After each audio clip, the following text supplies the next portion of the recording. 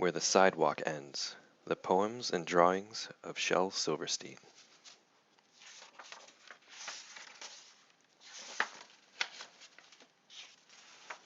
Invitation. If you are a dreamer, come in. If you are a dreamer, a wisher, a liar, a hoper, a prayer, a magic bean buyer, if you're a pretender, come sit by my fire, for we have some flax golden tales to spin. Come in, come in. The Acrobats. I'll swing by my ankles, she'll cling to your knees, as you hang by your nose from a high-up trapeze. But just one thing, please, as we float through the breeze. Don't sneeze. Magic. Sandra's seen a leprechaun. Eddie touched a troll. Laurie danced with witches once. Charlie found some goblin's gold. Donald heard a mermaid song. Susie spied an elf. But all the magic I have known, I've had to make myself. Homemade boat. This boat that we just built is just fine. And don't try to tell us it's not. The sides and the back are divine. It's the bottom, I guess we forgot. I must remember. I must remember turkey on Thanksgiving, pudding on Christmas, eggs on Easter, chicken on Sunday, fish on Friday, leftovers Monday. But ah me, I'm such a dunce. I went and ate them all at once. The 4th. Oh, crash, my bash, it's bang, the zang, 4th, whoosh of Baroom, July. Whew.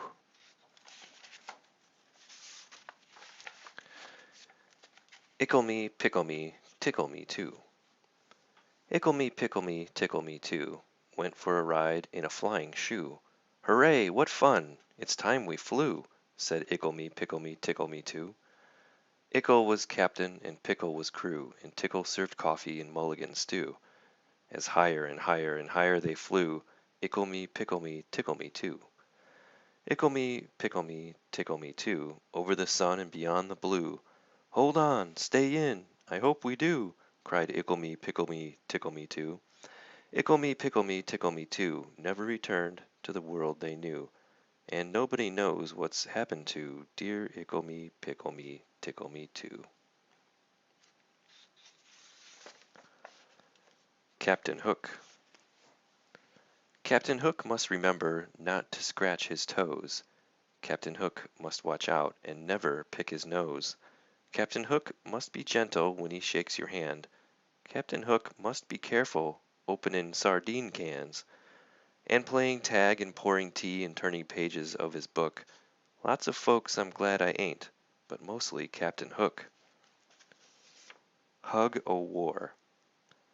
I will not play at tug-o-war. I'd rather play at hug-o-war, where everyone hugs instead of tugs, where everyone giggles and rolls on the rug, where everyone kisses and everyone grins, and everyone cuddles, and everyone wins. It's dark in here. I'm writing these poems from inside a lion, and it's rather dark in here, so please excuse the handwriting, which may not be too clear. But this afternoon, by the lion's cage, I'm afraid I got too near, and I'm writing these lines from inside a lion, and it's rather dark in here. Orchestra. So you haven't got a drum, just beat your belly. So I haven't got a horn, I'll play my nose. So we haven't any cymbals, we'll just slap our hands together. And though there may be orchestras that sound a little better, with their fancy shiny instruments that cost an awful lot, hey, we're making music twice as good by playing what we've got.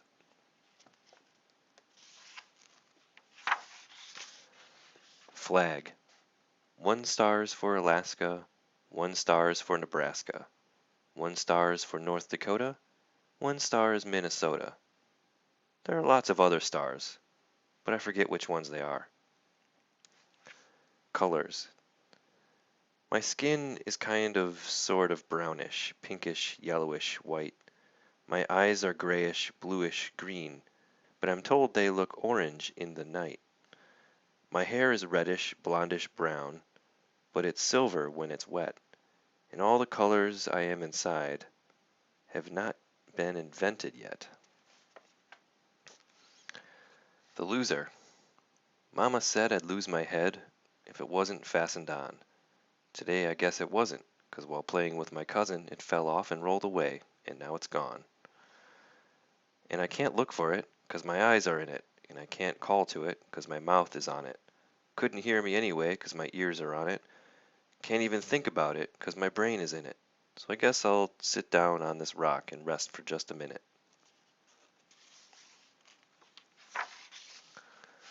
Joey. Joey took a stone and knocked down the sun, and whoosh it swizzled down so hard, and bloomp it bounced in his backyard, and glunk it landed on his toe, and the world was dark, and the corn wouldn't grow, and the wind wouldn't blow, and the cock wouldn't crow, and it always was night, night, night, all because of a stone and Joe. Listen to the mustn'ts. Listen to the mustn'ts, child. Listen to the don'ts. Listen to the shouldn'ts, the impossibles, the won'ts. Listen to the never haves. Then listen close to me. Anything can happen, child. Anything can be. Jimmy Jet and his TV set. I'll tell you the story of Jimmy Jet, and you know what I tell you is true. He loved to watch his TV set, almost as much as you. He watched all day, he watched all night, till he grew pale and lean, from the early show to the late, late show, and all the shows between. He watched till his eyes were frozen wide, and his bottom grew into his chair, and his chin turned into a tuning dial, and antenna grew out of his hair, and his brains turned into TV tubes, and his face to a TV screen, and two knobs saying Vert and Horace grew where his ears had been. And he grew a plug that looked like a tail, so we plugged in little Jim, and now instead of watching him watch TV, we all sit around and watch him. Early bird. Oh, if you're a bird, be an early bird, and catch the worm for your breakfast plate. If you're a bird, be an early, early bird, but if you're a worm, sleep late. Sky seasoning. A piece of the sky broke off and fell through the crack in the ceiling right into my soup. Kerplop. I really must state that I usually hate lentil soup, but I ate every drop. Delicious, delicious, a bit like plaster, but so delicious, goodness sake. I could have eaten a lentil soup lake. It's amazing the difference a bit of sky could make.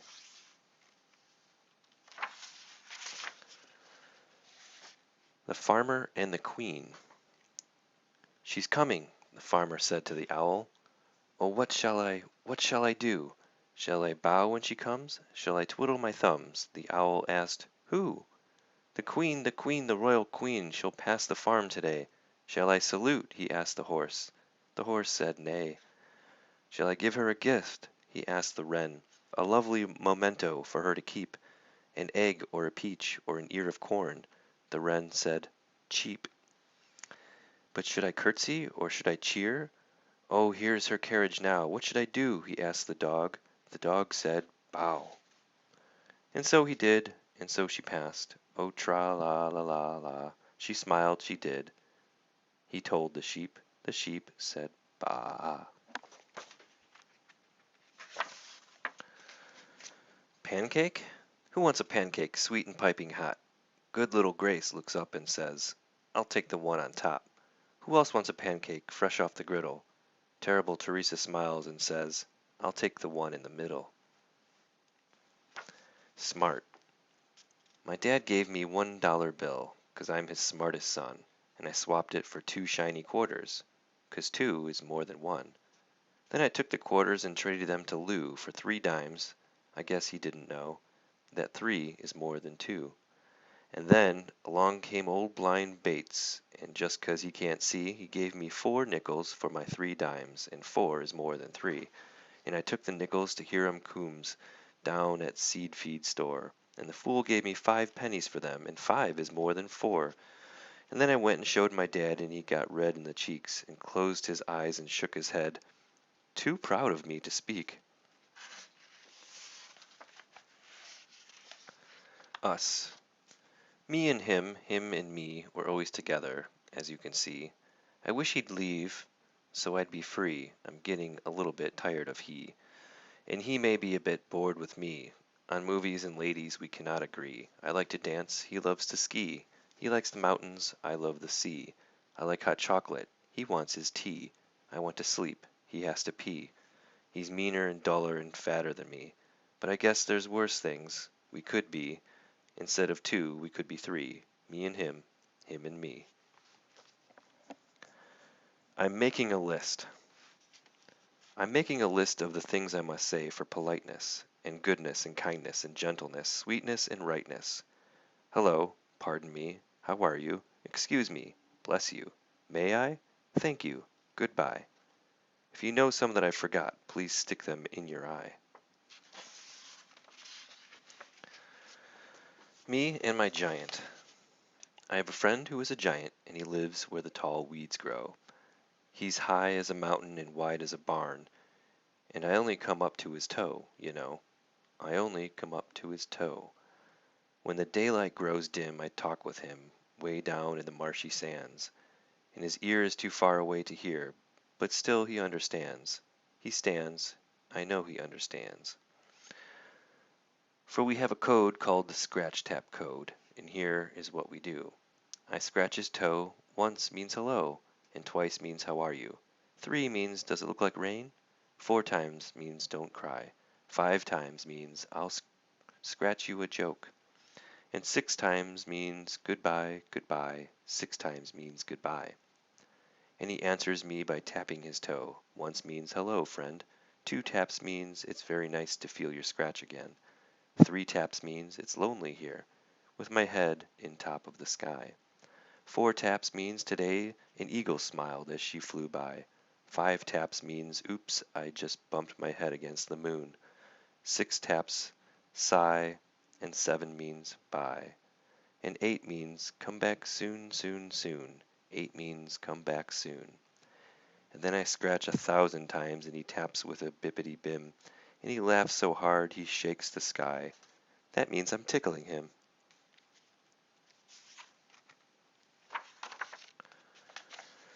Rain. I opened my eyes and looked up at the rain, and it dripped in my head and flowed into my brain. And all that I hear as I lie in my bed is the slishety slosh of the rain in my head. I step very softly, I walk very slowly. I can't do a handstand. I might overflow, so pardon the wild, crazy thing I just said. I'm just not the same since there's rain in my head. 2 boxes. 2 boxes met upon the road. Said one unto the other, if you're a box and I'm a box, then you must be my brother. Our sides are thin, we're cavin' in, and we must get no thinner. And so 2 boxes, hand in hand, went home to have their dinner.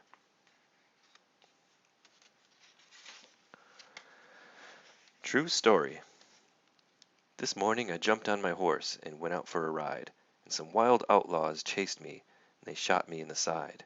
So I crawled into a wildcat's cave to find a place to hide.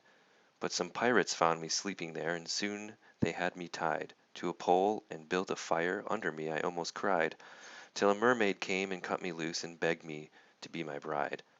So I said, I'll come back Wednesday, but I must admit I lied. Then I ran into a jungle swamp, but I forgot my guide, and I stepped into some quicksand, and no matter how I tried, I couldn't get out until I met a water snake named Clyde, who pulled me to some cannibals who planned to have me fried. But an eagle came and swooped me up, and through the air we flied. But he dropped me in a boiling lake 1,000 miles wide. And you'll never guess what I did then. I died. Boa constrictor.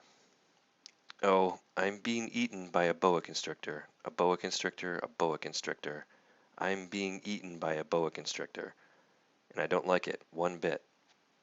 Well, what do you know? It's nibbling my toe. Oh gee, it's up to my knee. Oh my, it's up to my thigh. Oh fiddle, it's up to my middle. Ah heck, it's up to my neck. Oh dread, it's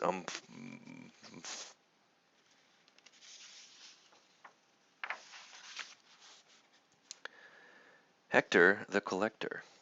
Hector the Collector collected bits of string, collected dolls with broken heads and rusty bells that would not ring, pieces out of picture puzzles, bent up nails and ice cream sticks, twists of wires, worn out tires, paper bags and broken bricks, old chip vases, half shoelaces, Gatling guns that wouldn't shoot, leaky boats that wouldn't float, and stopped up horns that wouldn't toot, butter knives that had no handles, copper keys that fit no locks, rings that were too small for fingers, dried up leaves and patched up socks, worn out belts that had no buckles, electric trains that had no tracks, airplane models, broken bottles, three-legged chairs and cups with cracks. Hector the Collector loved these things with all his soul, loved them more than shining diamonds, loved them more than glistening gold. Hector called to all the people, "Come and share my treasure trunk," and all the silly, sightless people came and looked and called it junk.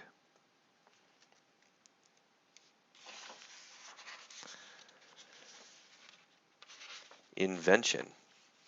I've done it, I've done it. Guess what I've done? Invented a light that plugs into the sun. The sun is bright enough, the bulb is strong enough, but oh, there's only one thing wrong. The cord ain't long enough. The Googies are coming. The Googies are coming, the old people say, to buy little children and take them away. 50 cents for a fat one, 20 cents for lean ones, 15 cents for dirty ones, 30 cents for clean ones, a nickel each for mean ones. The Googies are coming, and maybe tonight, to buy little children and lock them up tight. 80 cents for husky ones, quarter for the weak ones, penny each for noisy ones, a dollar for the meek ones. 40 cents for happy ones, 11 cents for sad ones. And kiddies, when they come to buy, it won't do any good to cry, but just between yourself and I, they never buy the bad ones.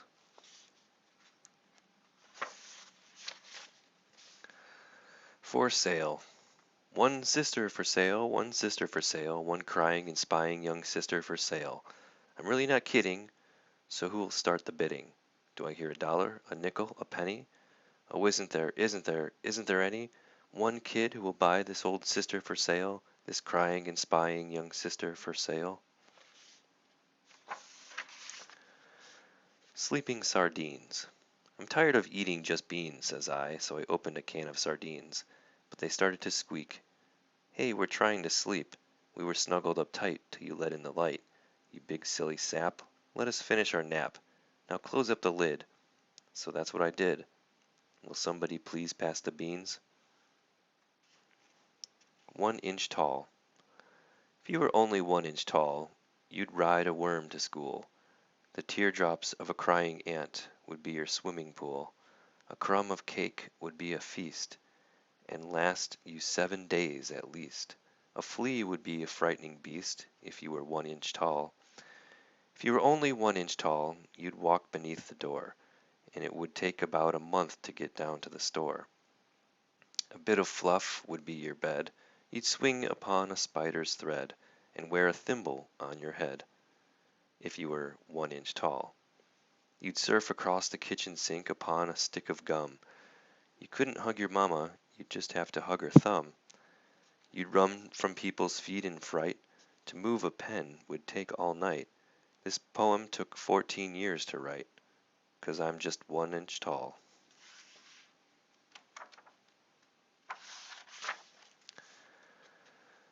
Enter this deserted house. But please walk softly as you do. Frogs dwell here, and crickets too. Ain't no ceiling, only blue. Jays dwell here, and sunbeams too. Floors are flowers, take a few. Ferns grow here, and daisies too. Whoosh, swoosh, to wit, to who.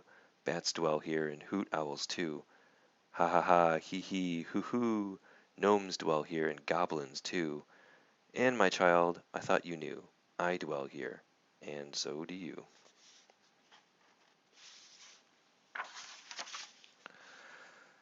Sick. I cannot go to school today. said little Peggy Ann McKay. "I have the measles and the mumps, a gash, a rash, and purple bumps. My mouth is wet, my throat is dry. I'm going blind in my right eye. My tonsils are as big as rocks. I've counted 16 chicken pox, and there's one more that's 17. And don't you think my face looks green? My leg is cut, my eyes are blue. It might be instamatic flu. I cough and sneeze and gasp and choke. I'm sure that my left leg is broke. My hip hurts when I move my chin, my belly button's caving in.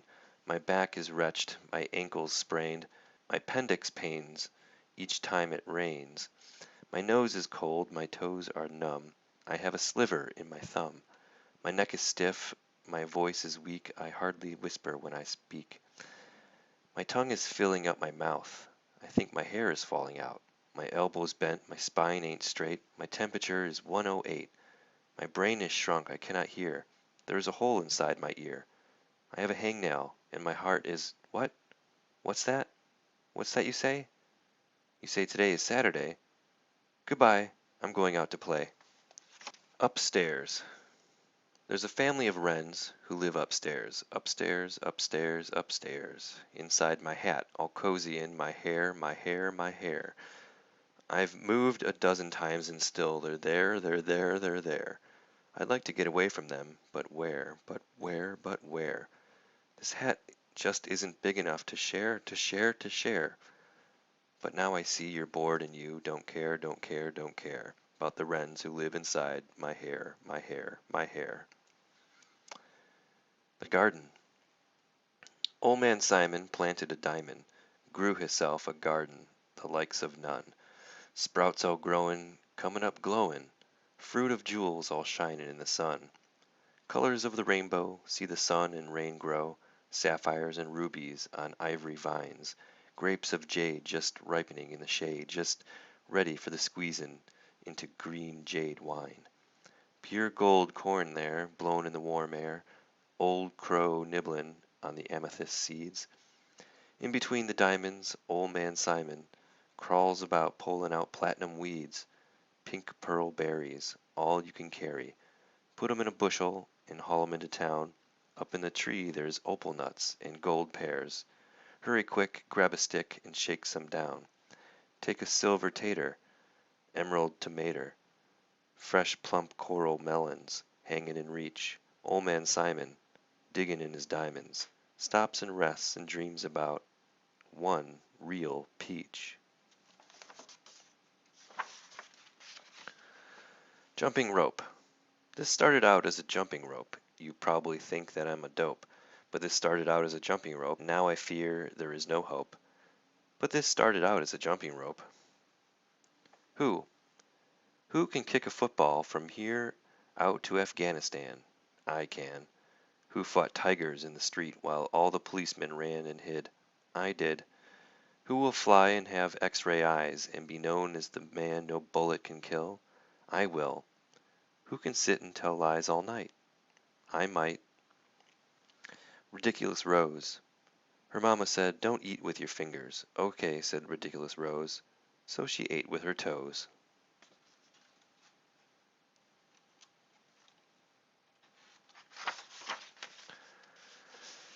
Where the Sidewalk Ends. There's a place where the sidewalk ends, and before the street begins, and there the grass grows soft and white, and there the sun burns crimson bright, and there the moon-bird rests from his flight, to cool in the peppermint wind. Let us leave this place where the smoke blows black, and the dark street winds and bends. Past the pits where the asphalt flowers grow, we shall walk with a walk that is measured and slow, and watch where the chalk-white arrows go, to the place where the sidewalk ends. Yes, we'll walk with a walk that is measured and slow, and we'll go where the chalk-white arrows go, for the children they mark, and the children they know, the place where the sidewalk ends. Snowman. 'Twas the first day of the springtime, and the snowman stood alone, as the winter snows were melting, and the pine trees seemed to groan. "Ah, you poor, sad, smiling snowman, you'll be melting by and by," said the snowman. "What a pity, for I'd like to see July." Yes, I'd like to see July, and please don't ask me why, but I'd like to. Yes, I'd like to. Oh, I'd like to see July. Chirped a robin just arriving, seasons come and seasons go, and the greatest ice must crumble when its flowers time to grow, and as one thing is beginning, so another thing must die, and there's never been a snowman who has ever seen July. No, they never see July, no matter how they try. No, they never, ever, never, ever, never see July. But the snowman sniffed his carrot nose and said, "At least I'll try." And he bravely smiled his frosty smile and blinked his coal black eye, and there he stood and faced the sun, a-blazin' from the sky. And I really cannot tell you if you ever saw July. Did you ever see July? You can guess as well as I if he ever, if he never, if he ever saw July.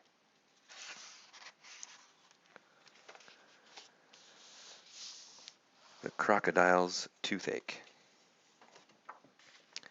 The crocodile went to the dentist and sat down in the chair, and the dentist said, "Now tell me, sir, why does it hurt and where?" The crocodile said, "I'll tell you the truth, I have a terrible ache in my tooth." And he opened his jaws so wide, that the dentist, he climbed right inside. And the dentist laughed, "Oh, isn't this fun?" as he pulled the teeth out one by one. And the crocodile cried, "You're hurting me so, please put down your pliers and let me go." But the dentist just laughed with a ho ho ho, and he said, "I still have 12 to go." Oops, that's the wrong one, I confess. But what's one crocodile's tooth, more or less? Then suddenly the jaws went snap, and the dentist was gone, right off the map. And where he went one could only guess, to north or south or east or west. He left no forwarding address. But what's one dentist, more or less?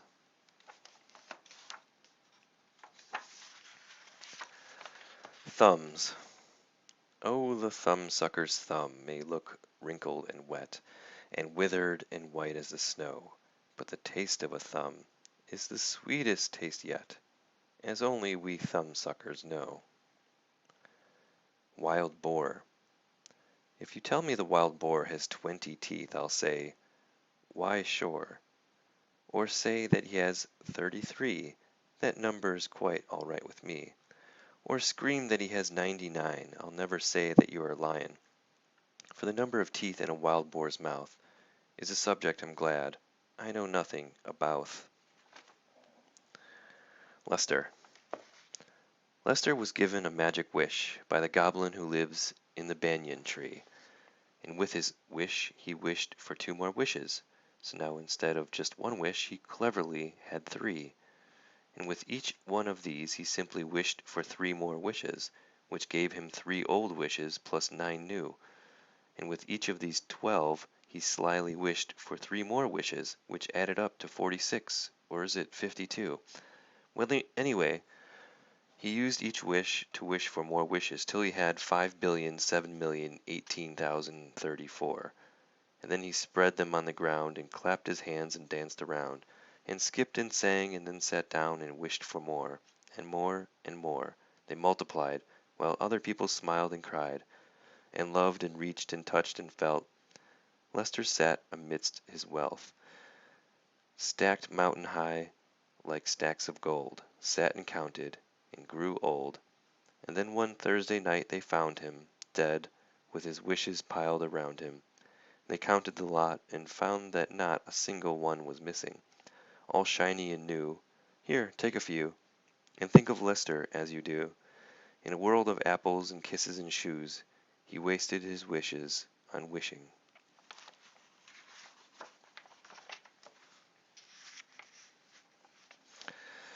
Sarah Cynthia Sylvia Stout would not take the garbage out. Sarah Cynthia Sylvia Stout would not take the garbage out. She'd scour the pots and scrape the pans, candy the yams and spice the hams, and though her daddy would scream and shout, she simply would not take the garbage out. So it piled up to the ceilings, coffee grounds, potato peelings, brown bananas, rotten peas, chunks of sour cottage cheese. It filled the can, it covered the floor, it cracked the window and blocked the door, with bacon rinds and chicken bones, drippy ends of ice cream cones, prune pits, peach pits, orange peel, gloppy glumps of cold oatmeal, pizza crust and withered greens, soggy beans and tangerines, crusts of black-burned buttered toast, grisly bits of beefy roast. The garbage rolled on down the hall. It raised the roof, it broke the wall. Greasy napkins, cookie crumbs, globs of gooey bubble gum, cellophane from green bologna, rubbery, blubbery macaroni, peanut butter caked and dry, curdled milk and crusts of pie, moldy melons, dried up mustard, eggshells mixed with lemon custard, cold French fries and rancid meat, yellow lumps of cream of wheat. At last the garbage reached so high that finally it touched the sky, and all the neighbors moved away, and none of her friends would come to play. And finally Sarah Cynthia Stout said, "Okay, I'll take the garbage out." But then, of course, it was too late. The garbage reached across the state, from New York to the Golden State, and there in the garbage she did hate, poor Sarah met an awful fate that I cannot right now relate, because the hour is much too late. But children remember Sarah Stout, and always take the garbage out. Drats. Can anyone lend me 2 80-pound rats? I want to rid my house of cats. Hat. Teddy said it was a hat, so I put it on. Now Dad is saying, "Where the heck's the toilet plunger gone?" My rules. If you want to marry me, here's what you'll have to do. You must learn how to make a perfect chicken dumpling stew, and you must sew my holy socks, and soothe my troubled mind, and develop the knack for scratching my back and keep my shoes spotlessly shined. And while I rest, you must rake up the leaves, and when it is hailing and snowing, you must shovel the walk, and be still when I talk. And hey, where are you going? Oh, have you heard? Oh, have you heard it's time for vaccinations? I think someone put salt into your tea. They're giving us 11-month vacations, and Florida has sunk into the sea. Oh, have you heard the president has measles? The principal has just burned down the school. Your hair is full of ants and purple weasels. April Fool! Warning. Inside everybody's nose, there lives a sharp-toothed snail. So if you stick your finger in, he may bite off your nail. Stick it further up inside, and he may bite your ring off. Stick it all the way, and he may bite the whole darn thing off.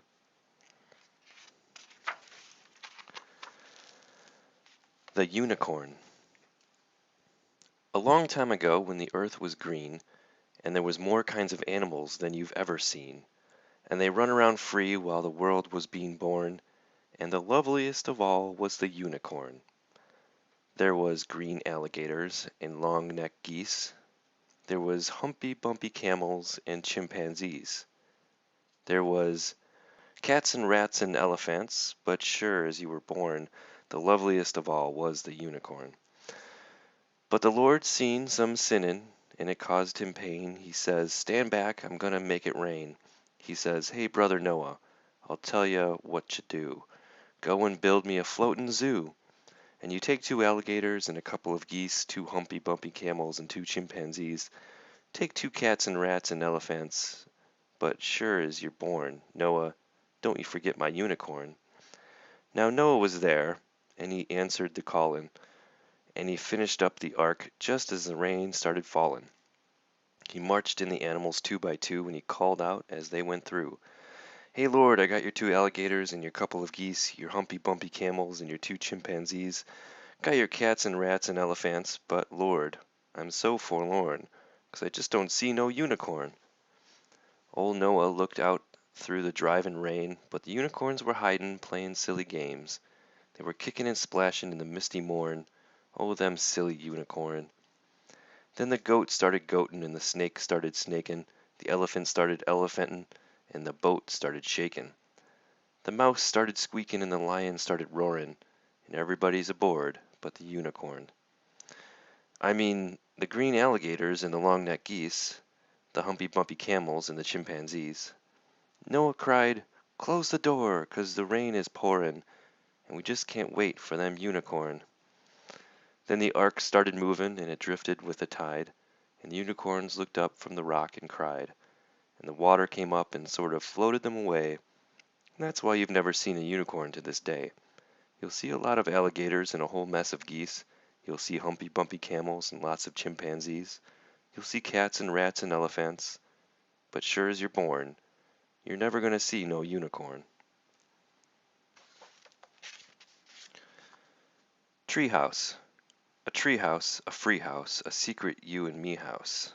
A high up in the leafy branches, cozy as can be house. A street house, a neat house. Be sure and wipe your feet house. It's not my kind of house at all. So let's go live in a treehouse. The flying festoon. Oh, I'm going to ride on the flying festoon. I'll jump on his back, and I'll whistle a tune, and we'll fly to the outermost tip of the moon, the flying festoon and I. I'm taking a sandwich and a ball and a prune, and we're leaving this evening precisely at noon. For I'm going to fly with the flying festoon, just as soon as he learns how to fly. No difference. Small as a peanut, big as a giant. We're all the same size when we turn off the light. Rich as a sultan, poor as a mite. We're all worth the same when we turn off the light. Red, black, or orange, yellow, or white. We all look the same when we turn off the light. So maybe the way to make everything right is for God to just reach out and turn off the light. Invisible Boy. And here we see the invisible boy in his lovely invisible house, feeding a piece of invisible cheese to a little invisible mouse. Oh, what a beautiful picture to see. Will you draw an invisible picture for me? Tight hat. I tried to tip my hat to Miss McGaffrey. I never should have put it on so tight, 'cause it wouldn't come off my head, and my neck got stretched instead. That's what you get for trying to be polite. Peanut butter sandwich. I'll sing you a poem of a silly young king who played with the world at the end of a string, but he only loved one single thing, and that was just a peanut butter sandwich. His scepter and his royal gowns, his regal throne and golden crowns were brown and sticky from the mounds and drippings from each peanut butter sandwich. His subjects all were silly fools, for he had passed a royal rule that all that they could learn in school was how to make peanut butter sandwich. He would not eat his sovereign steak, he scorned his soup and kingly cake, and took his courtly cook to bake an extra sticky peanut butter sandwich. And then one day he took a bite and started chewing with delight, but found his mouth was stuck quite tight from that last bite of peanut butter sandwich.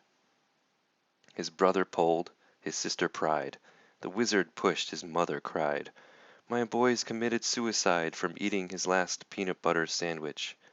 The dentist came and the royal doc, the royal plumber banged and knocked, but still those jaws stayed tightly locked. Oh, darn that sticky peanut butter sandwich.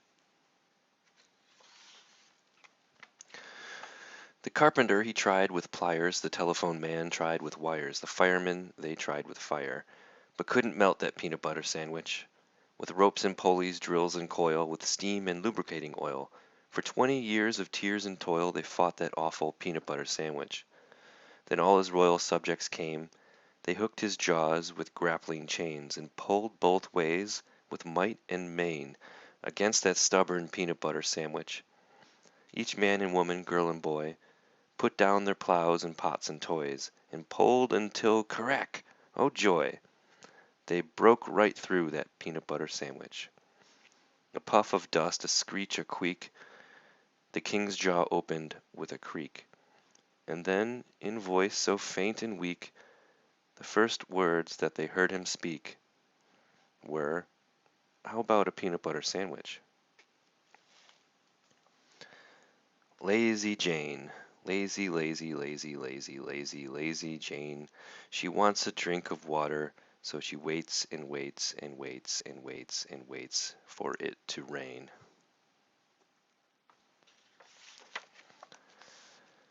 The edge of the world. Columbus said the world is round? Don't you believe a word of that, for I've been down to the edge of the world, sat on the edge where the wild wind whirled, peeked over the ledge where the blue smoke curls, and I can tell you, boys and girls, the world is flat.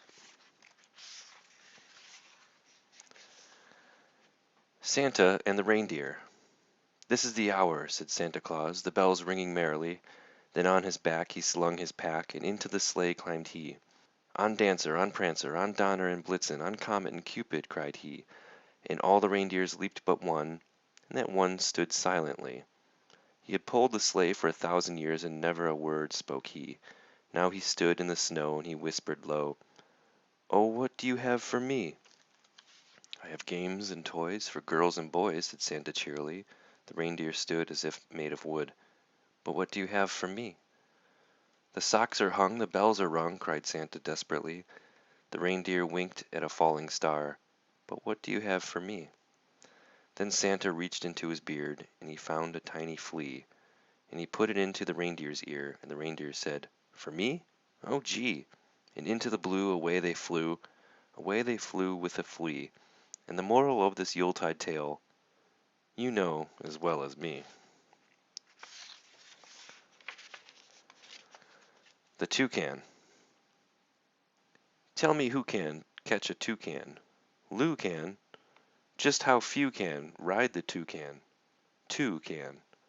What kind of goo can stick you to the toucan? Glue can.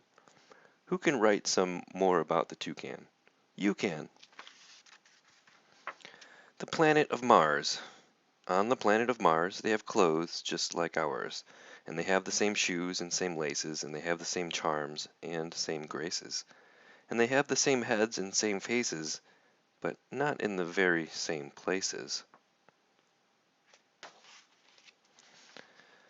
Love. Ricky was L, but he's home with the flu. Lizzie, our O, had some homework to do. Mitchell E probably got lost on the way. So I'm all of love that could make it today. The dirtiest man in the world.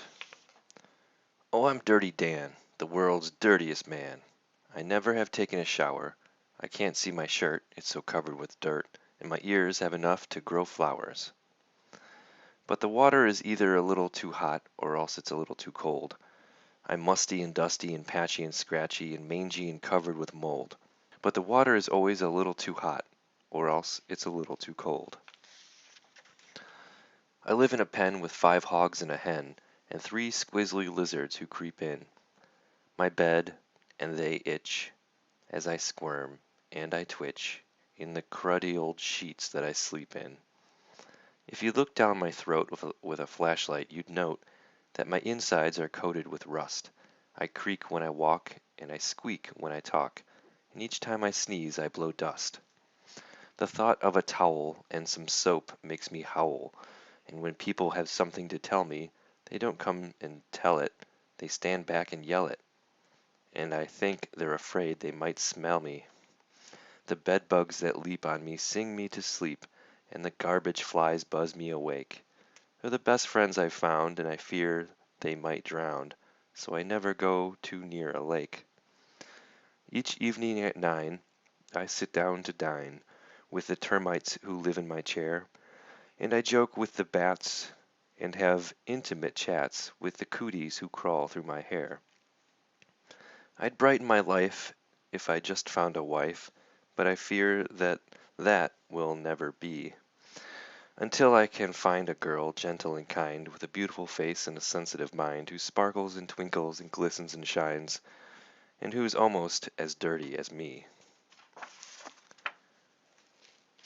Point of view. Thanksgiving dinners sad and thankless, Christmas dinners dark and blue, when you stop and try to see it from the turkey's point of view. Sunday dinner isn't sunny, Easter feasts are just bad luck, when you see it from the viewpoint of a chicken or a duck. Oh, how I once loved tuna salad, pork and lobsters, lamb chops too, till I stopped and looked at dinner from the dinner's point of view. Magical eraser. She wouldn't believe this pencil has a magical eraser. She said I was a silly moo. She said I was a liar, too. She dared me prove that it was true. And so what could I do? I erased her. Spaghetti. Spaghetti, spaghetti all over the place, up to my elbows, up to my face, over the carpet and under the chairs, into the hammock, wound round the stairs, filling the bathtub and covering the desk, making the sofa a mad, mushy mess. The party is ruined, I'm terribly worried. The guests have all left, unless they're all buried. I told them bring presents, I said, throw confetti. I guess they heard wrong, 'cause they all threw spaghetti. Helping. Agatha Fry, she made a pie, and Christopher John helped bake it. Christopher John, he mowed the lawn, and Agatha Fry helped rake it. Zachary Zugg took out the rug, and Jennifer Joy helped shake it. And Jennifer Joy, she made a toy, and Zachary Zugg helped break it. And some kind of help is the kind of help that helping's all about. And some kind of help is the kind of help we can all do without. If I had a brontosaurus. If I had a brontosaurus, I would name him Horace or Morris. But if suddenly one day he had a lot of little brontosauri, I would change his name to Lori. Benjamin Bunn. Poor Benjamin Bunn from Wilmington. His buttons will not come undone. He hasn't changed his clothes since last July. And why? 'Cause no one can unbutton him. No matter how they try, poor guy. And all that he can take off are his socks and shoes and tie. And all that he can do is sit and bite his tongue and cry. And he cannot take a bath, so he just lets the water run. He cannot go to the toilet, and he cannot get any sun. And life just isn't any fun for Benjamin Bunn from Wilmington, whose buttons will not come undone. The battle. Would you like to hear of the terrible night when I bravely fought the... No? All right. Minnow Minnie. May I ask you if you've noticed, may I ask you if you've seen, my Minnow Minnie, who was swimmin' in your Ovaltine? For you've gone and drunk her up, dear, and she isn't in the cup, dear, and she's nowhere to be found, dear. Do you think that she has drowned, dear? The Razor-Tailed Wren. The razor-tailed wren, he'll pretend he's your friend, as he cuts all the grass on your lawn. But do not leave anything sticking far out, or swishity, it will be gone. Please do not make fun of me, and please don't laugh. It isn't easy to write a poem on the neck of a running giraffe.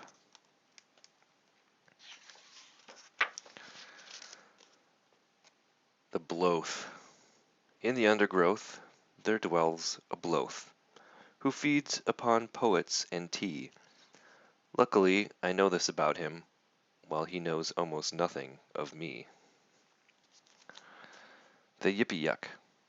In the swamplands long ago, where the weeds and mud glumps grow, a Yippee-Yuck bit on my toe. Exactly why I do not know. I kicked and cried and hollered, oh! The Yippee-Yuck would not let go. I whispered to him soft and low. The Yippee-Yuck would not let go. I shouted, stop, desist, and whoa! The Yippee-Yuck would not let go. Yes, that was 16 years ago, and the Yippee-Yuck still won't let go. The snow may fall, the winds may blow, the Yippee-Yuck will not let go.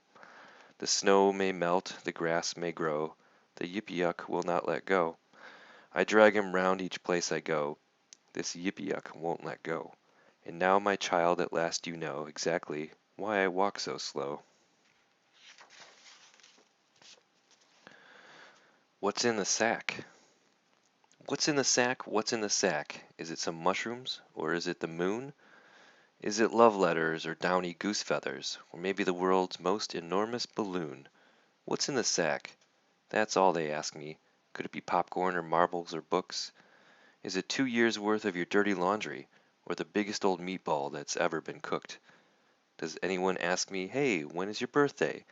Can you play Monopoly? Do you like beans? What is the capital of Yugoslavia? Or who embroidered that rose on your jeans? No, what's in the sack? That's all they care about. Is it a rock or a rolled up giraffe? Is it pickles or nickels or busted bicycles? And if we guessed it, will you give us half? Do they ask where I've been or how long I'll be staying? Where I'll be going? Or when I'll be back? Or how do? Or what's new? Or hey, why are you blue? No, all they keep asking is what's in the sack. What's in the sack? I'm blowing my stack at the next one who asks me what's in the sack. What? Oh no, not you too. Won't you? Barbara's eyes are blue as azure, but she is in love with Freddie. Karen's sweet, but Harry has her. Gentle Jane is going steady. Carol hates me, so does Mary. Abigail will not be mine. Nancy lives too far away. Won't you be my Valentine? Alice. She drank from a bottle called Drink Me, and up she grew so tall. She ate from a plate called Taste Me, and down she shrank so small. And so she changed while other folks never tried nothin' at all. Shadow wash. I've never washed my shadow out in all the time I've had it. It was absolutely filthy, I supposed, and so today I peeled it off the wall where it was leaning and stuck it in the washtub with the clothes. I put in soap and bleach and stuff. I let it soak for hours. I wrung it out, hung it out to dry, and whoever would have thunk that it would have gone and shrunk, for now it's so much littler than I. Recipe for a hippopotamus sandwich. A hippopotamus sandwich is easy to make. All you do is simply take one slice of bread, one slice of cake, some mayonnaise, one onion ring, one hippopotamus, one piece of string, a dash of pepper. That ought to do it. And now comes the problem, biting into it. 18 flavors. 18 luscious, scrumptious flavors: chocolate, lime, and cherry, coffee, pumpkin, fudge, banana, caramel, cream, and boysenberry, rocky road and toasted almond, butterscotch, vanilla dip, butter brickle, apple ripple, coconut, and mocha chip, brandy peach and lemon custard, each scoop lovely, smooth, and round, tallest ice cream cone in town, lying there on the ground. Poor Angus. Oh, what do you do, poor Angus, when hunger makes you cry? I fix myself an omelette, sir, of fluffy clouds and sky. Oh, what do you wear, poor Angus, when winds blow down the hills? I sew myself a warm cloak, sir, of hope and daffodils. Oh, who do you love, poor Angus, when Catherine's left the moor? Ah, then, sir, that's the only time I feel I'm really poor. What a day! What a day, oh, what a day! My baby brother ran away, and now my tuba will not play. I'm 8 years old and turning gray. Oh, what a day, oh, what a day. Ma and God. God gave us fingers, Ma said. Use your fork. God gave us voices, Ma said. Don't scream. Ma says eat broccoli, cereal, and carrots, but God gave us tasties for maple ice cream. God gave us fingers, Ma says. Use your hanky. God gave us puddles, Ma says. Don't splash. Ma says be quiet, your father is sleeping, but God gave us garbage can covers to crash. God gave us fingers, Ma says. Put your gloves on. God gave us raindrops, Ma says. Don't get wet. Ma says be careful and don't get too near to those strange lovely dogs that God gave us to pet. God gave us fingers, Ma says. Go wash 'em. But God gave us coal bins and nice dirty bodies, and I ain't too smart. There's one thing for certain. Either Ma's wrong or else God is. Bang clang. I'm Big Barney Zang of the railroad gang. My partner is Charlie O'Flynn, and I hold the nails for the big steel rails as Charlie he hammers 'em in. And most of the time he does just fine, but now and again he fails. Maybe tomorrow I'll hammer 'em in and let Charlie hold the nails. Traffic light. The traffic light simply would not turn green, so the people stopped to wait, as the traffic rolled and the wind blew cold and the hour grew dark and late. Zoom, varoom, trucks, trailers, bikes, and limousines, clattering by, me oh my, won't that light turn green? But the days turned weeks and the weeks turned months, and there in the corner they stood, twiddling their thumbs till the changin' comes. the way good people should. And if you walk by that corner now, you may think it's rather strange to see them there as they hopefully gaze, with the very same smile on their very same face, as they patiently stand in the very same place and wait for the light to change. Me stew. I have nothing to put in my stew, you see, not a bone or a bean or a black-eyed pea, so I'll just climb in the pot to see if I can make a stew out of me. I'll put in some pepper and salt and I'll sit in the bubbling water. I won't scream a bit. I'll sing while I simmer, I'll smile while I'm stewing, I'll taste myself often to see how I'm doing. I'll stir me around with this big wooden spoon and serve myself up at 1:45. So bring out your stew bowls, you gobblers and snackers. Farewell, and I hope you enjoy me with crackers. Double-tailed dog. Would you like to buy a dog with a tail at either end? He's quite the strangest dog there is in town, though he's not too good at knowing just exactly where he's going. He is very, very good at sitting down. He doesn't have a place to put a collar, and I'll admit it's rather hard to lead him. And he cannot hear you call, for he has no ears at all, but it doesn't cost a single cent to feed him. He cannot bite, he'll never bark or growl. Just scratch him on his tails and he'll find it pleasing. But you'll have to take him out for twice as many walks, and I'll bet that you can quickly guess the reason. Paul Bunyan. He rode through the woods on a big blue ox. He had fists as hard as chopping blocks. 500 pounds and 9 feet tall, that's Paul. Talk about working when he swung his axe, you could hear it ring for a mile and a half. Then he'd yell, "Timber," and down she'd fall. For Paul. Talk about drinking, that man so mean that he'd never drink nothing but kerosene in a 5-gallon can as a little bit small. For Paul. Talk about tough, well, he once had a fight with a thunderstorm on a cold dark night. I ain't saying who won, but it don't storm at all round here, thanks to Paul.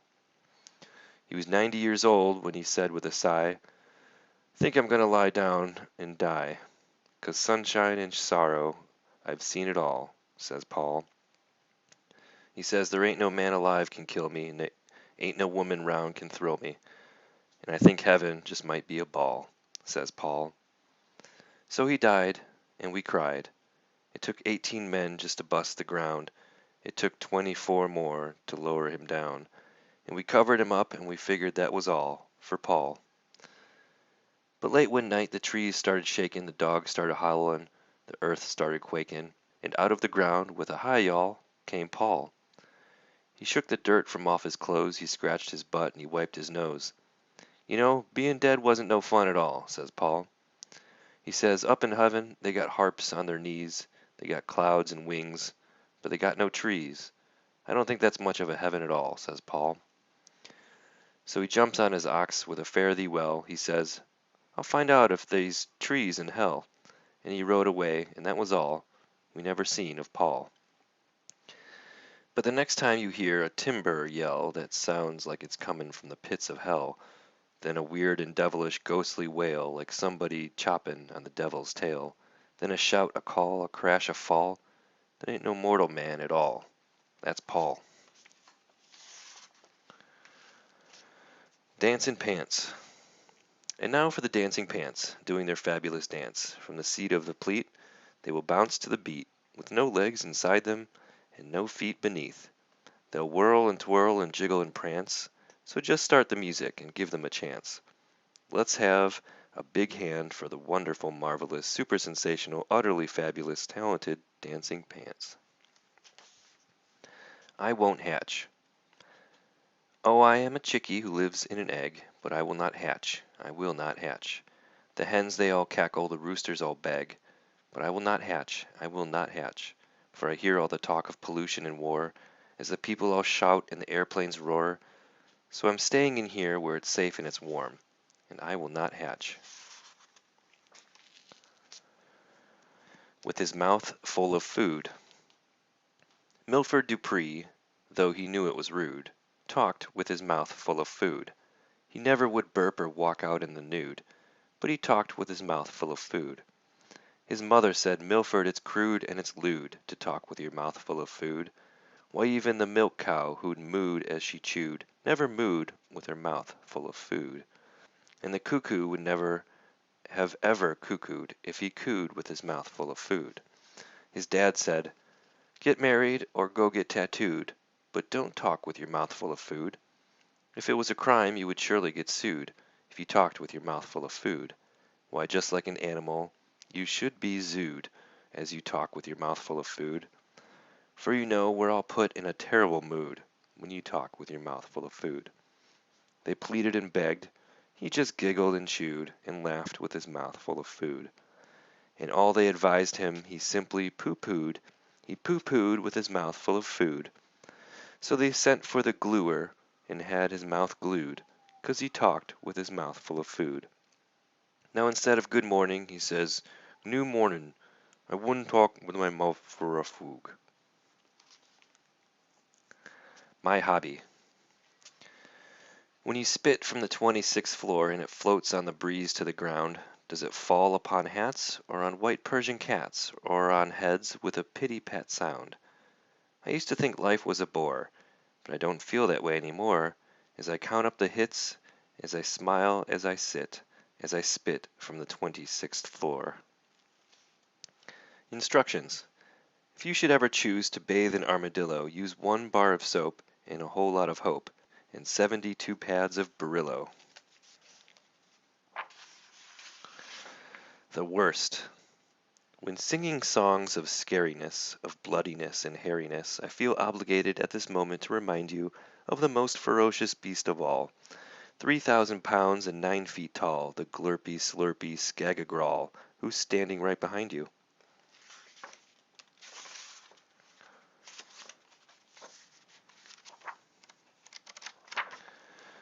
The bagpipe who didn't say no. It was 9 o'clock at midnight at a quarter after 3 when a turtle met a bagpipe on the shore side by the sea, and the turtle said, "My dearie, may I sit with you? I'm weary," and the bagpipe didn't say no. So the turtle to the bagpipe, "I have walked this lonely shore, I have talked to waves and petals, but I've never loved before. Will you marry me today, dear?" "Is it no you're going to say, dear?" But the bagpipe didn't say no. Said the turtle to his darling, "Please excuse me if I stare, but you have the plaidest skin, dear, and you have the strangest hair. If I begged you pretty please, love, could I give you just one squeeze, love?" And the bagpipe didn't say no.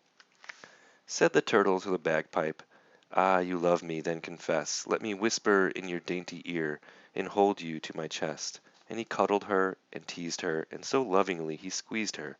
And the bagpipe said, "Auga." Said the turtle to the bagpipe, "Do you honk or bray or neigh?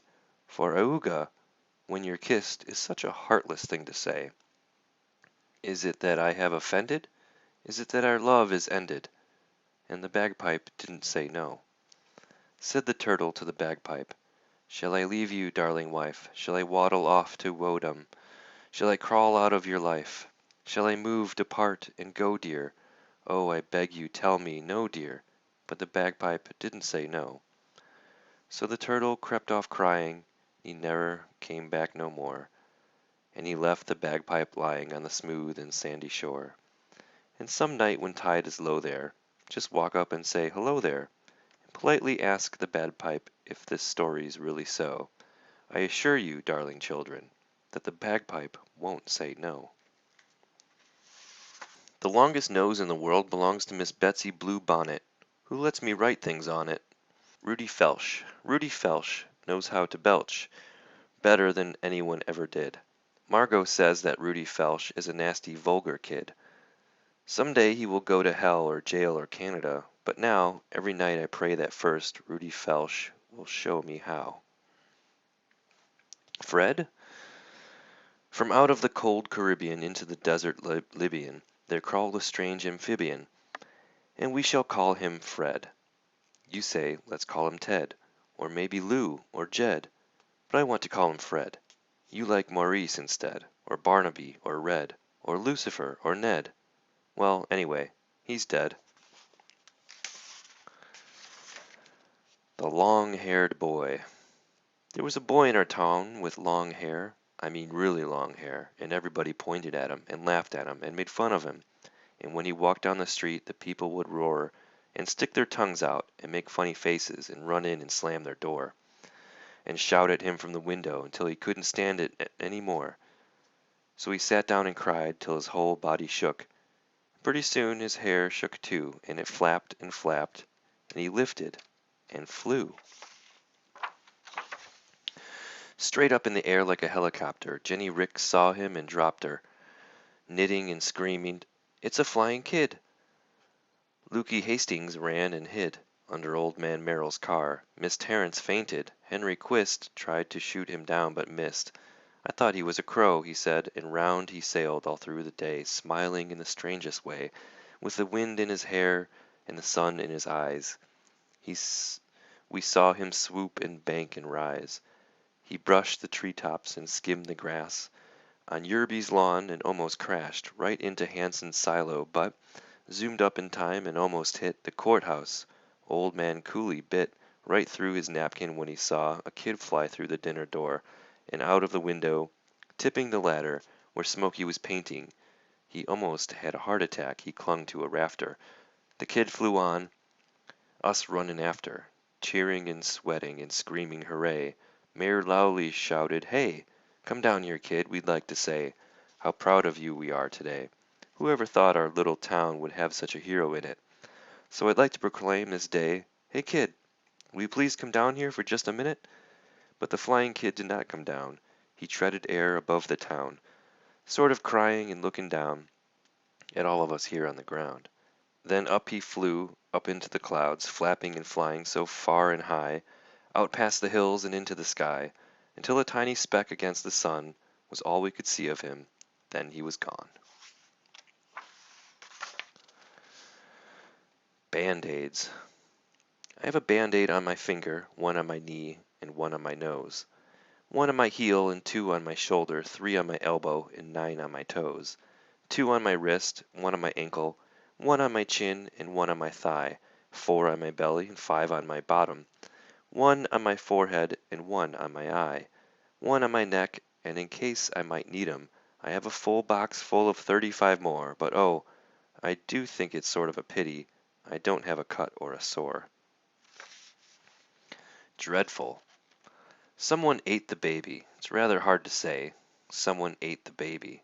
So she won't be out to play. We'll never hear her whiny cry, or have to feel if she is dry.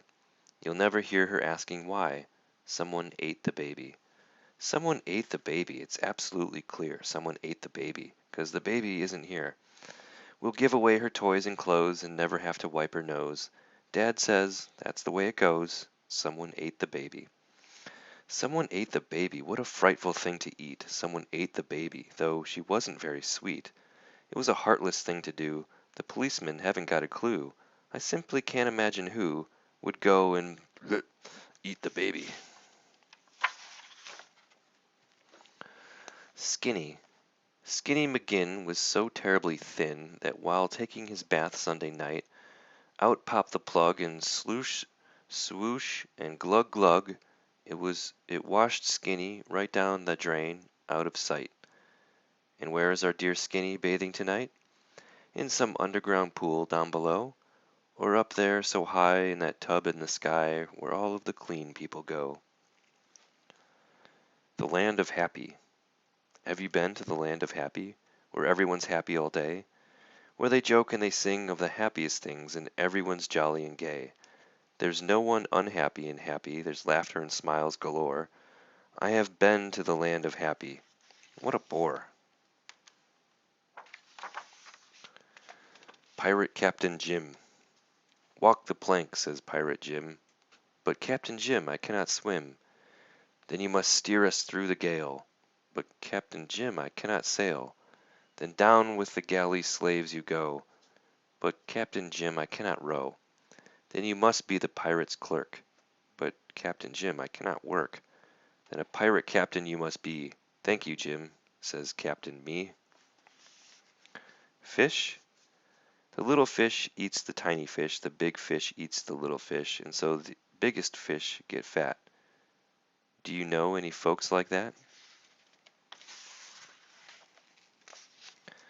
If the world was crazy, If the world was crazy, you know what I'd eat? A big slice of soup and a whole quart of meat, a lemonade sandwich, and then I might try some roasted ice cream or bicycle pie, a nice notebook salad, an underwater roast, an omelet of hats, and some crisp cardboard toast, a thick malted milk made from pencils and daisies, and that's what I'd eat if the world was crazy. If the world was crazy, you know what I'd wear?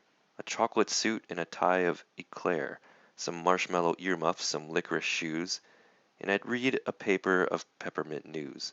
I'd call the boys Susie, and I'd call the girls Harry.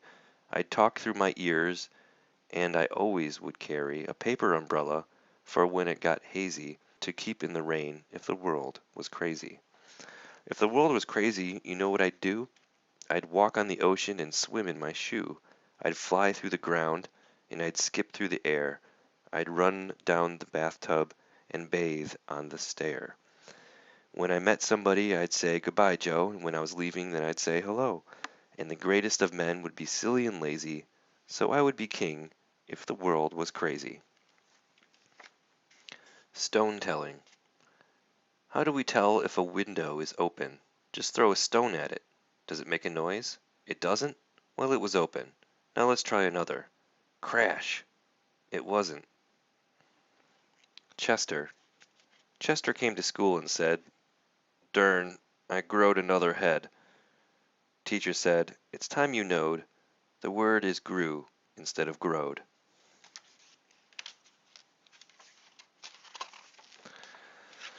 The silverfish. While fishing in the blue lagoon, I caught a lovely silverfish, and he spoke to me. "My boy," quoth he, "please set me free, and I'll grant your wish. A kingdom of wisdom, a palace of gold, or all the goodies your fancies can hold." So I said, "Okay," and I threw him free, and he swam away and he laughed at me, whispering my foolish wish into a silent sea. Today I caught that fish again, that lovely silver prince of fishes, and once again he offered me, if I would only set him free, any one of a number of wonderful wishes. He was delicious. Forgotten language. Once I spoke the language of the flowers. Once I understood each word the caterpillar said. Once I smiled in secret at the gossip of the starlings, and shared a conversation with the housefly in my bed. Once I heard and answered all the questions of the crickets, and joined the crying of each falling, dying flake of snow. Once I spoke of the language of the flowers. How did it go? How did it go? The generals. Said General Clay to General Gore, "Oh, must we fight this silly war? To kill and die is such a bore." "I quite agree," said General Gore.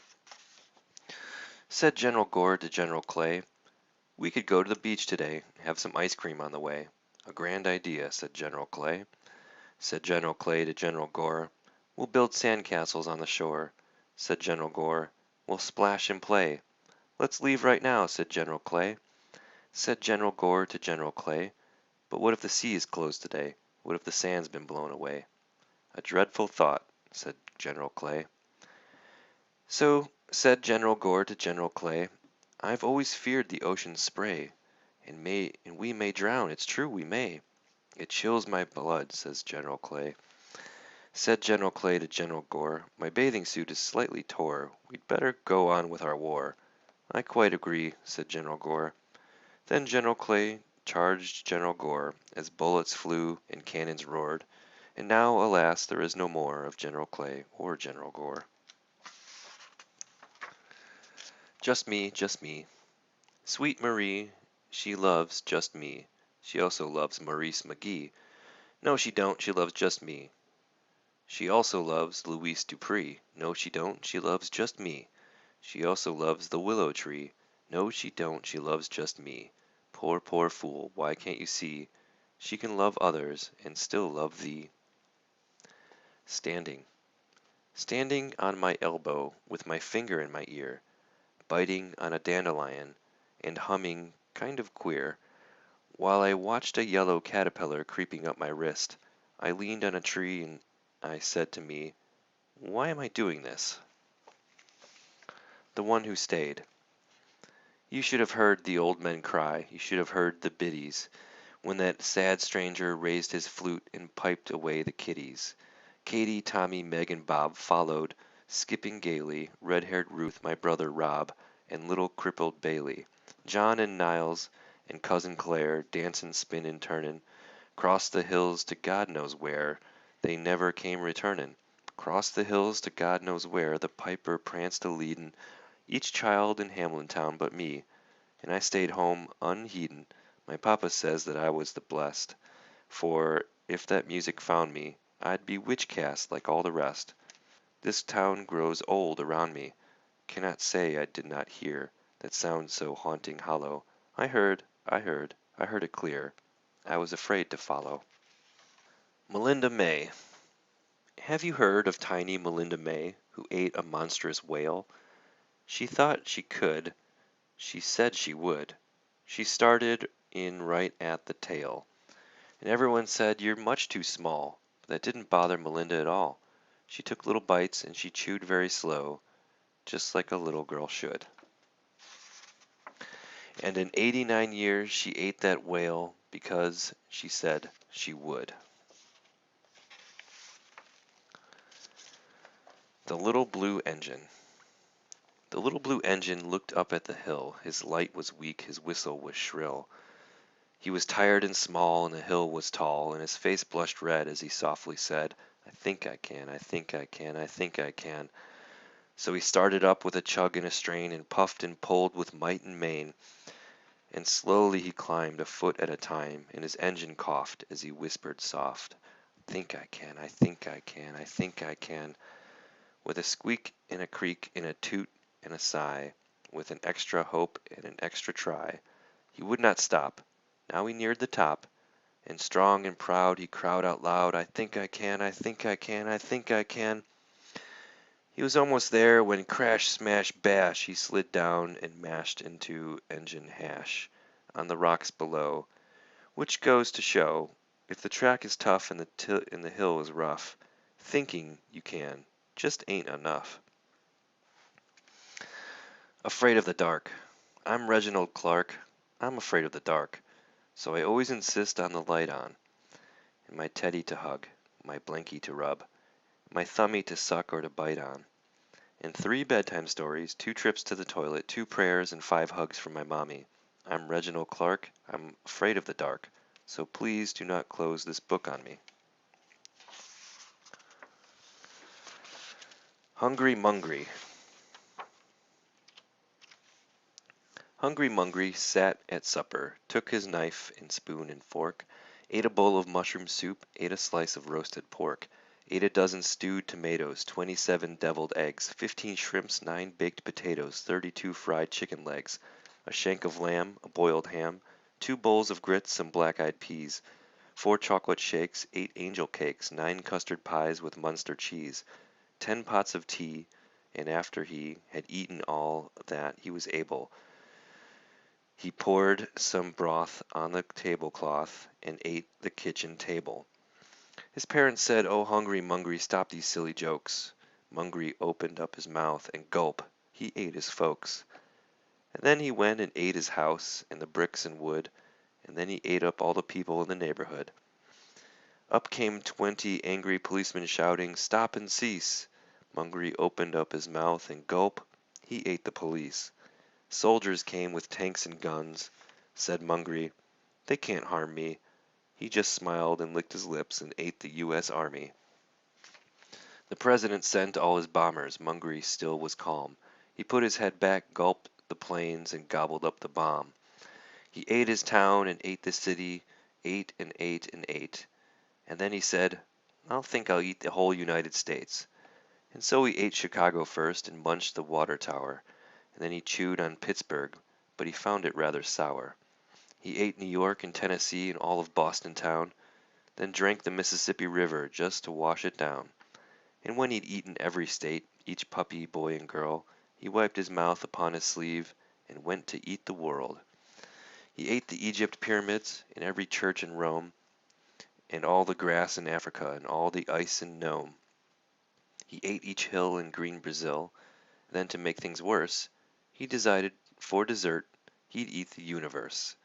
He started with the moon and stars, and soon as he was done, he gulped the clouds and sipped the wind and gobbled up the sun. Then sitting there in the cold dark air, he started to nibble his feet, then his legs, then his hips, then his neck, then his lips, till he sat there just gnashing his teeth, 'cause nothing was nothing, was nothing, was nothing, was nothing left to eat. My beard. My beard grows to my toes. I never wears no clothes. I wraps my hair around my bear, and down the road I goes.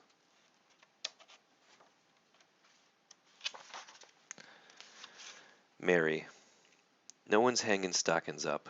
No one's baking pie. No one's looking up to see a new star in the sky. No one's talking brotherhood. No one's giving gifts. And no one loves a Christmas tree on March the 25th. The Search. I went to find the pot of gold that's waiting where the rainbow ends. I searched and searched and searched and searched and searched and searched, and then there it was, deep in the grass, under an old and twisty bough. It's mine, it's mine, it's mine at last. What do I search for now?